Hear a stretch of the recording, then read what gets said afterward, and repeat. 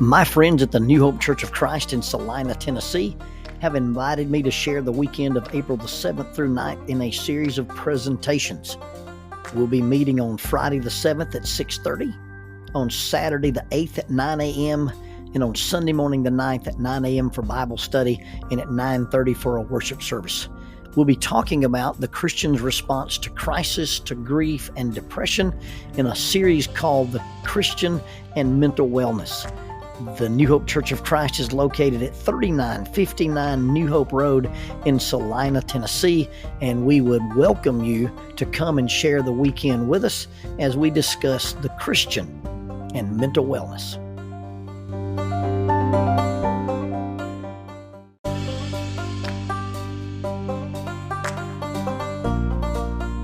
Keeping Up with Jones, the Lonnie Jones podcast adventure, is brought to you by TKM Incorporated.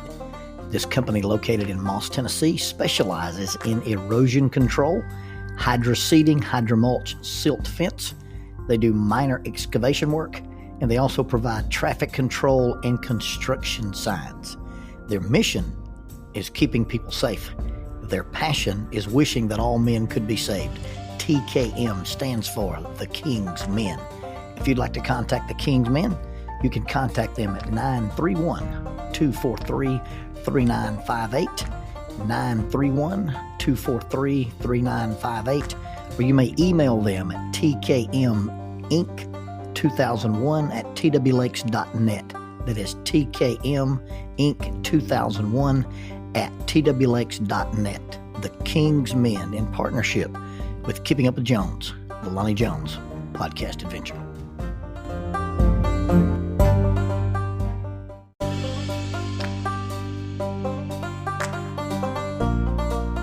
SJ&L General Contractor is a full construction company that primarily focuses on civil construction and asphalt sales in the Huntsville and Fayetteville regions.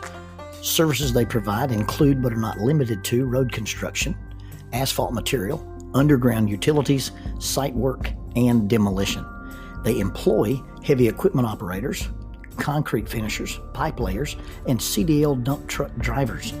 If you would like for this company to work for you on your project, or if you'd like to work for them as an employee of this family-owned business, you can contact them at 931-433-4660. That is 931-433-4660, or 3W's and a dot, sjnl.com. That's www.sjnl.com. SJ&L General Contractor is a sponsor of Keeping Up with Jones, the Lonnie Jones podcast adventure. I put the gear shift into reverse, and I looked at the console, the little screen right above the radio, and my brain froze. It literally had like a brain fart. I stared at the console, and I even tilted my head kind of like a Cocker Spaniel. I was so disoriented and so shocked. I looked at myself in the rearview mirror, and I guess I expected my reflection to go, "I like tater tots," because I didn't know what was going on. And then the realization slowly came in that you don't have a backup camera on this truck. You see, I was driving my Tacoma, but I have two Tacomas. I have the 2018 Pawpaw truck, the truck I had to get when I had grandkids. And then I've got the Tacoma that has 435,000 miles on it. And Lonnie Beth was like, "Dad, you need to get a new truck. You really are not safe driving that truck." And I glibly replied, "Well, 500,000 miles or a grandbaby." Well, I got 3 grandbabies, and so I had to get a new truck. But here I was sitting in the driveway in the old truck, in the '04 Tacoma, not the 2018 Tacoma. I remember when I picked up the 2018 Tacoma, the young man at Sarah Toyota said, "Hey, we need to take you out and orient you to this truck." I said, "I've been driving a Tacoma for the last 20 years. He said, "Yes, but Mr. Jones, your new truck has things that weren't invented the last time you bought a truck." But here I sit in the original tactical Toyota, and I'm staring at the screen, expecting there to be a video camera, expecting there to be a backup camera, and there's not one. And I was frozen. I was powerless. I was disoriented. I was helpless. And And that's what grief does to us. And I don't want to talk about grief being us getting used to a changing of a habit. That's too light of a word. But grief is defined as when life turns out in a way that I did not expect it to. I suffer loss. And humans grieve all losses. So when expectation doesn't meet reality, I look down expecting there to be a backup camera and there's not, then it's hard for my brain to process this. And it has to do with the routine that I'm used to. I didn't expect it to be this way when I come home to an empty house. I didn't know what it would be like to go to bed by myself. I didn't know what it'd be like when the kids left for school. I didn't know how quiet it would be. And you can take any kind of loss, anything that a change in your job, a change in your health, a change in your finances, or a change in whether someone is alive or in your life or not. And when life doesn't turn out like I expect it to, I suffer loss. And humans grieve all losses. I had this similar thing. We had to take Jackie's, she's got a recumbent trike that she's using to exercise the dog. And we put it in the old Toyota, because that's become her track truck. The tactical Toyota has now been demoted to the track truck. And so we go down to this little bike shop and we get it inside, and there's something she needs. It's raining like cats and dogs. And I step out into the pouring rain and I click my key fob and nothing happens. And I click it again and nothing happens. And I think, well, my hearing's so bad, I can't even hear the truck go chirp, chirp. And I click it again. And then I realize I'm standing out here in the pouring rain beside an '04 Tacoma that does not have electronic locks. And once again, that expectation versus reality bit me. You see, when our routine changes, we go through the grief. And there's 4 tasks of mourning that Bill Warden talks about in his grief model. The old idea of denial and anger and shock that Elizabeth Kubler-Ross wrote about. Dr. Ross later would say that she wrote about dying, the process of leaving this planet when we get that news that we're terminal. And she said, I didn't write about grieving. You need a new model. And so the new model is that grief is not linear. It's not a start at point A and go to point B, point C, but it's some task that you handle, the 4 tasks of mourning. And although we have to talk about them one at a time, it's basically like having 4 legs under your chair or balancing 4 of those spinning plates that they use in the circus. The first task of mourning is to accept the reality. I'm sitting in the truck and I look down and I expect to see a backup camera and I don't, and my routine is broken. My expectation is not met. And so I freeze and I feel frustrated and I'm angry and I'm powerless and I'm disoriented. And the first thing I've got to do is accept the reality. I'm not in that truck anymore.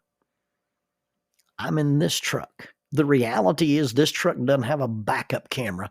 And if I'm going to move, I've got to accept the fact that I can't move by staring at the console. The second task of mourning is to express and experience all the emotions.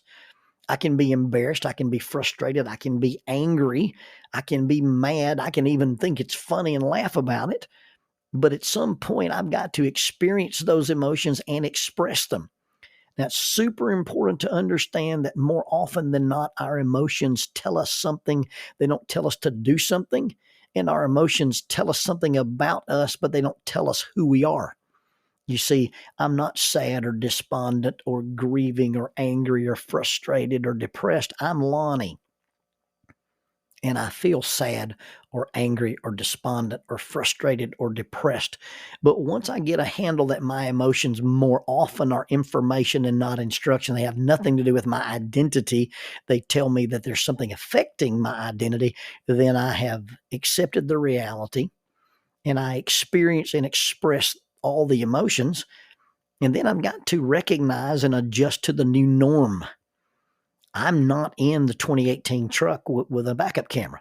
Now, I was in that truck this morning, and I may be in that truck later, but where I was and where I'm going to be has nothing to do with where I am. And if I'm going to make any progress, if I'm going to back the truck up, then I've got to look backwards and I've got to look in the mirror, but I can't sit and stare at the console. So accepting the new norm. Now, it's not about wishing things away, but it's about realizing that just because that was my routine, it's not my routine right now. And just because it could become my routine later, it's not my routine right now. I'm not in the 18 Tacoma. I'm in the 04 Tacoma. And because I'm in the 04 Tacoma, I can't look at the console and back up. I've got to look out the back window. I've got to look into the mirror. And then once that I've accepted the reality and experienced and expressed the emotions and recognized, defined, and adjusted to the new norm, then what I've got to do is I've got to reinvest my energy into moving forward. I've got to reinvest my energy into something different. Now, I guess we're backing a truck and I'm talking about moving forward. Maybe I'm just talking about movement. You can't sit in one position. You can't stay stagnant. Because oftentimes when we stay stagnant, instead of being anchored in the present, stagnation means I'm anchored in the past. I'm defining my life by what was and what's different and what has changed. And then because I can't come to the present, I can't come to the new norm, I can't move forward into the future, and therefore I don't have any movement. So this grieving process, and using this example of me being in my truck, it's not about what I see when I look at the console. It's not about the fact that I don't have a backup camera. I drove the truck for 435,000 miles without a backup camera. But the difficulty comes because of what I've conditioned myself to expect to see. I got in the truck and my conditioning, my routine, my habit says when you look down, when you put in reverse, you see this picture. That picture's not in that truck. It's never going to be in that truck. So now what am I going to do about that? And the expectation, I didn't realize it would be this hard. I didn't realize it would be this sad. I didn't realize it would take this long. And I didn't realize I would be this lonely. You see, expectations that aren't equal to reality equals grief. And at the same time, our expectations of what grief is going to feel like often doesn't match reality. And that's what we've got to adapt to. We've got to understand that since we've not experienced grief before, we've not been down this particular path, and we may have experienced a different kind of grief, but sometimes it depends on what we're grieving, whether it's a job or our health or a loved one. Grieving a parent versus grieving the loss of a spouse versus grieving the loss of a child. The things are so unimaginably different that we've never experienced it before. But one of those losses gives us expectations as to what that next loss will feel like. And our expectations of grief often don't match reality. And it's not what we expect. It's harder than we thought. It's sadder than we thought. It's longer than we thought. It's lonelier than we thought. And it's not a failure to admit it. It's not a failure to accept it. And it's not a failure to decide not to move the truck until we've come to grips with that this is harder than I thought, and sadder than I thought, and longer than I thought, and lonelier than I thought. And I'm not going to move the truck until I've looked backwards for a while, and then I look in the mirror. And that's when I orient myself to where I am and what I need to do to continue to move.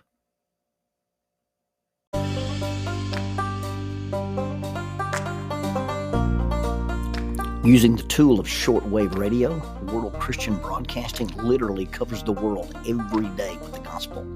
They use two large curtain antennas. One is located in Anchor Point, Alaska, and the other in Madagascar. They send out messages that are recorded at their international home in Franklin, Tennessee. They make available 40 hours of broadcast every day. The broadcasts are made in English, Chinese, Russian, Spanish, Portuguese, Korean, English for Africa, and Arabic. They would love for your group to visit them. You can bring your ladies group, your youth group, or your men's group. Just give them a call at 615 615-371-8707, 615-371-8707, or you can go to 3Ws and a dot, worldchristian.org, find the Donate Here button, and make a financial contribution to support this work that literally covers the world every day with the gospel. World Christian Broadcasting, in cooperation with Keeping Up with Jones, the Lonnie Jones podcast adventure.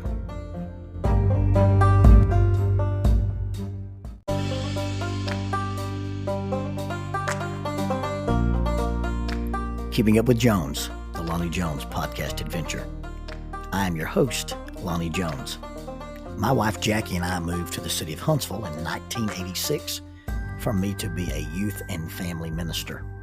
I have been a minister since 1980. I have served in this community as a police chaplain assigned to a SWAT team since 1992, and I've been in private practice as a licensed professional counselor since 1998. I'm also an adventure educator and an avid outdoorsman. I dabble in rock climbing, and I goof around with Brazilian Jiu-Jitsu. Our life has been full of many wonderful experiences, and some just outright adventures. I used to write about those things in a little church bulletin article, so now instead of asking you to read those things, we're just going to talk about them in our podcast. And as we talk about them, we're going to talk about the facts. The facts lead to concepts, and the concepts lead to application. One caveat about the facts is, for the most part, we're going to tell you the facts just as they happened. But every now and then, we're going to tell you the way other people have told us they remember it happening, with a little bit of embellishment. It's all good, clean fun and for educational purposes. Thank you for listening, and we hope you enjoy Keeping Up with Jones.